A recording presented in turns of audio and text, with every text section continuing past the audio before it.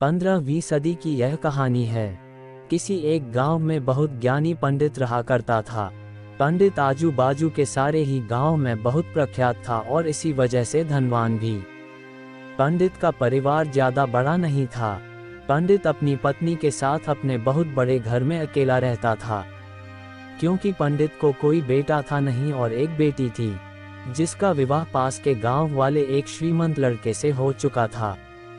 पंडित ने शादी से पहले अपने होने वाले दामाद की अच्छे से जांच पड़ताल की थी और अपनी बेटी का भविष्य भी ठीक से पढ़ा था।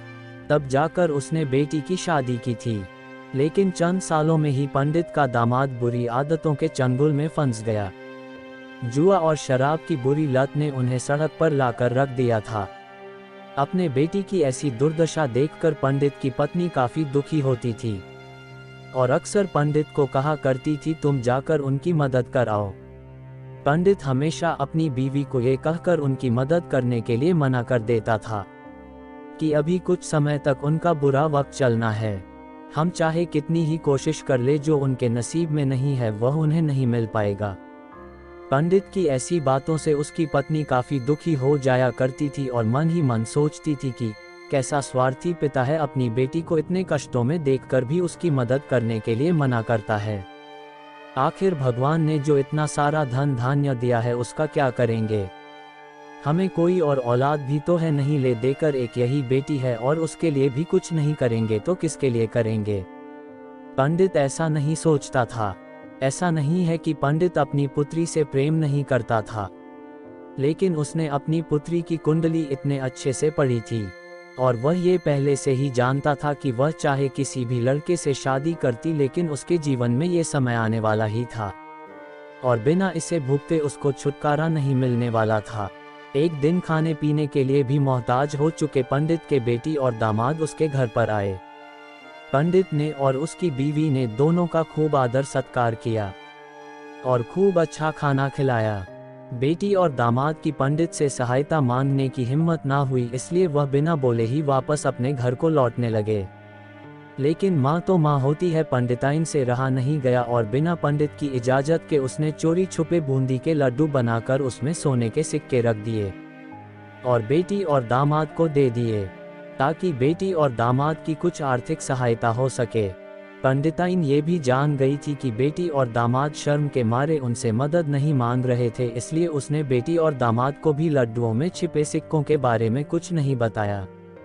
जाहिर सी बात है कि जब वो लोग घर पर जाकर लड्डू खाएंगे तो उन्हें उसमें सोने के सिक्के मिल जाएंगे, इस तरह बिना उनके मांगे ही उन तक मदद पहुंच जाएगी। सोचकर पंडिताइन मन ही मन अपने बेटी की मदद करने के लिए खुश होने लगी। पंडित के दामाद और बेटी उन दोनों का आशीर्वाद लेकर अपने घर के तरफ रवाना हो गए। उन दिनों गाड़ियां तो होती नहीं थी, घोड़ा गाड़ी या बैलगाड़ियां चलती थी।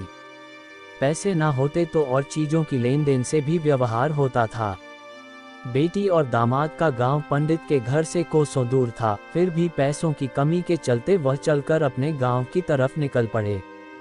थोड़े दूर ही चले थे कि पंडित की बेटी के पैर में मोच आ गई और अब उसको चलना भी मुश्किल हो गया।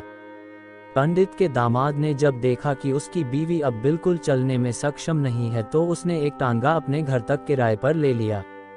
दोनों पति पत्नी टांगे में बैठकर घर तक पहुंच गए, लेकिन टांगे वाले को देने के लिए उनके पास पैसे थे नहीं, इसलिए पंडिताइन ने जो बूंदी के लड्डू उन्हें दिए थे वही किराया के तौर पर उस टांगे वाले को दे दिए। टांगे वाला बूंदी के लड्डू को लेकर वहां से चला गया। टांगे वाला अपने घर की तरफ जा रहा था, तब उसे एक हलवाई की दुकान दिखी। उसने सोचा कि थोड़े से बूंदी के लड्डुओं से मेरे घर के लोगों का पेट थोड़ी भरने वाला है, इससे अच्छा मैं इन बूंदी के लड्डुओं को बेचकर उनसे कुछ चावल खरीद लेता हूँ। टांगे वाले ने बूंदी के लड्डू हलवाई को बेच दिए। जिस गांव में वह हलवाई रहता था उसी गांव में एक आदमी ने अपने घर पर पूजा रखी थी और उसी पंडित को उस पूजा के लिए बुलवाया था। पूजा में लगने वाले प्रसाद के लिए उस आदमी ने उसी हलवाई से बूंदी के लड्डू लिए जहां पर उस टांगे वाले ने बेचे थे। हलवाई ने भी उस आदमी को टांगे वाले से खरीदे हुए लड्डू ही पहले दिए ताकि वह खराब ना हो जाए, क्योंकि वह नहीं जानता था ये लड्डू कब बने हैं। पूजा खत्म होने पर दक्षिणा और बूंदी के लड्डू लेकर जब पंडित अपने घर आया और खाना खाने बैठा तो प्रसाद में लाए बूंदी के लड्डू खाते वक्त लड्डू से सोने का सिक्का निकला। इस घटना को देखकर पंडिताइन की आंखों से आंसू बहने लगे। पंडित ने जब पंडिताइन से उसके रोने का कारण पूछा तो पंडिताइन ने पंडित को सब कुछ बताया और पंडित से उनकी बातों पर भरोसा ना करने के लिए माफी मांगी। पंडित ने पंडिताइन के आंसू पोंछे और कहा कि तुम्हारी तरह मैं भी हमारी बेटी को बहुत प्रेम करता हूँ, लेकिन अगर हम उसकी अब मदद करते हैं तो दामाद हमसे हमेशा ऐसे ही मदद की अपेक्षा रखेगा और अपनी बुरी आदतों को कभी नहीं छोड़ेगा। पंडिताइन भी अब पंडित की बातों से सहमत हो गई। 2-3 महीने बीत गए। पंडित के दामाद और बेटी फिर से एक बार उसके घर आए और इस बार उनकी परिस्थिति पहले से बेहतर थी, क्योंकि पिछली बार खाली हाथ जाने के बाद दामाद ने नया काम शुरू किया था और अपनी सारी बुरी आदतें भी छोड़ दी थी। दोस्तों, नसीब का लिखा नहीं बदलता ये कहानी आपको कैसी लगी?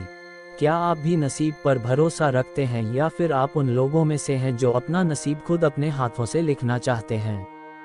दोस्तों, नसीब का लिखा ये कहानी आप लोगों को पसंद आया हो तो चैनल को लाइक सब्सक्राइब जरूर कीजिए। धन्यवाद।